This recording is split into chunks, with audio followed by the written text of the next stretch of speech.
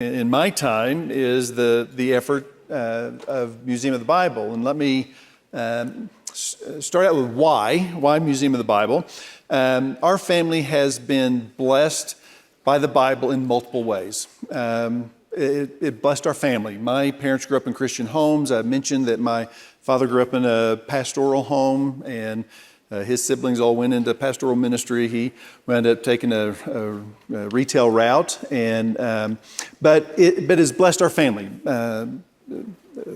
Our family has been blessed, grew up in Christian homes. They raised us in Christian homes and taught us to go to church regularly.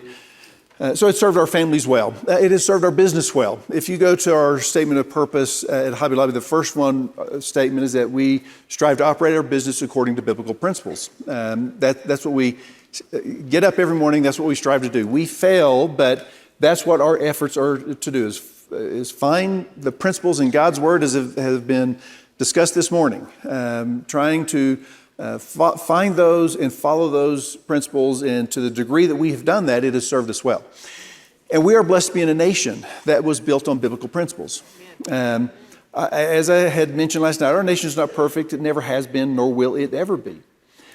But to the degree our nation has followed principles found in God's Word, it has served our nation well and has set our nation apart. So our family has been blessed by the Bible in multiple ways, and why when the idea of putting in a Bible museum came to us, it was one that resonated.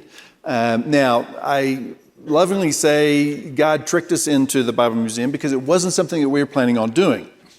It wasn't a foreign concept. My brother opened a Christian bookstore called Mardel. You may be familiar with it. Very good, thank you. And he had mentioned a time or two throughout the years it'd be neat to put in a Bible museum.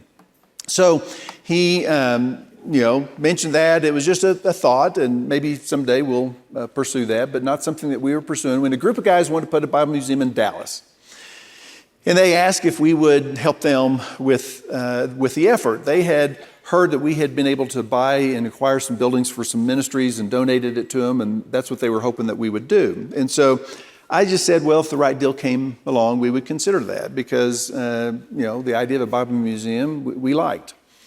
So they were looking, but nothing developed. And then they mentioned an artifact that we could buy a real good deal. And I said, well, we could probably buy that for your museum project. And that opened the door for them to start asking around. Now, that original item, the family evidently didn't agree to sell. We didn't acquire it, but they started asking around. They knew where the auction houses, the dealers, the collectors were.